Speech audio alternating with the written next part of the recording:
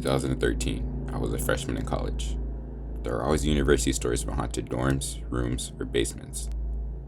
So I never thought anything about it when I heard that our dorm, Rogers Hall, was very haunted. Within the first 3 weeks, 5 girls attempted to commit suicide by jumping off the building.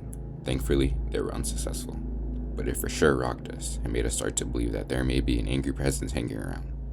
One early morning, my roommate and I were asleep, and we always left the TV on, and we were in the bunk beds. This is kind of important to the story, because normally my roommate couldn't get out of bed without waking me up. When I woke up, I didn't have my glasses on, but I could see a girl standing in front of our TV. She had medium brown hair, was wearing a gray sweatshirt and some jeans. She looked like she was chewing on her sleeve. I immediately thought it was my roommate and rolled over to turn on my desk lamp and grab my glasses to ask her why she was up so early. When I flipped on the light and grabbed my glasses, she was gone. I thought maybe my roommate went to the bathroom, so I got out of bed and looked up at her, and she was still sleeping. I shook her awake and asked her how she got up there so quickly. She had no idea what I was talking about. The same day, maybe within a few hours, our friend that lived down the hall went to the communal bathroom and was washing her face. The door to the bathroom was very heavy and scraped the floor when you opened it. She said she heard someone open the bathroom door and she saw someone walk behind her. But she didn't think anything of it because it was our floor's bathroom, and girls were waking up early to get ready for classes. On one side of the bathroom, there were toilets, and on the other side of the bathroom, there were showers. But there were sinks and mirrors in the middle for both sides.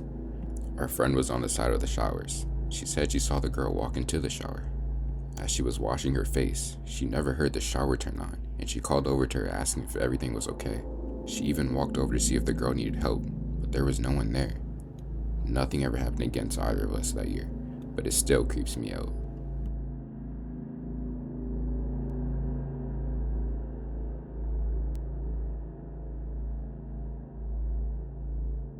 I think it was sophomore year of college, in cold-ass New Hampshire. My buddy told me he broke into the abandoned school theater, the Ravencroft. It was getting demolished soon because it had some mold inside of it. What a shame. But it was perched on the side of the hill, entering the school. It was definitely falling apart though. The windows were cracked and the wood paint was chipping. It was midnight. Andrew and my friend kicked at the top of the door on the side of the theater. Nothing, but we kicked again and it flew open. Inside the stage, we walked right in. Looking up at us from the audience was props and left behind junk from the theater. The floor of the stage had holes in it, huge gaping ones. If you didn't open your eyes, you'd fall right through to the understage. Well, Patrick, my friend who was smoking a joint, thought it was a great idea to look around in the dark. He was a scrawny dude, a twig figure. He swayed as he walked. You could hear him threading his feet into the stage floor until nothing but a yelp and loud crash. The three of us in the audience ran up on the stage, looking with our flashlights, lighting the way with our cell phones. But that's when we heard banging. A loud banging from below, like someone was punching the wall. We felt it shake the wall. The basement door swung open on the theater below, and a man went running, sprinting across the field. The moon was full, and it glared off the shiny snow. And then, Pat's voice rang out. What was that? He said. I thought more likely who was that, and why? Why were they in the theater in the dead of winter? We went down and picked up Pat and noticed the old dressing rooms. Some still had props and costumes hanging up. We walked around in one group, looking at the dilapidated hallway, and that's when we felt a cold breeze blow. We saw a room with a portable heater and a bed. On the bed were papers with doodles and cursive writing. Under the bed, a dead rabbit, its stomach gutted and its eyes popped out like a stress toy. We looked out in the snowy night and saw just footsteps, but we were sure he was watching from afar, so we left. 2 months later, the theater was demolished, and we never saw the dweller again. I wonder if he found another plan to dwell, eat rabbits, and watch college students.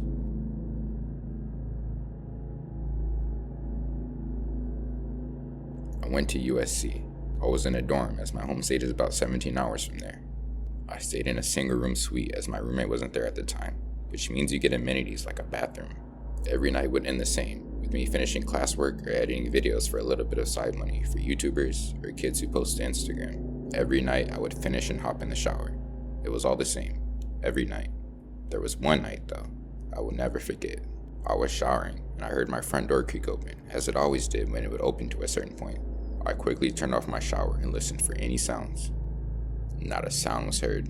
I had my phone in my sink and I decided the best thing to do was call one of my buddies. I called him and he answered. He sounded very sluggish and like he didn't want to go anywhere.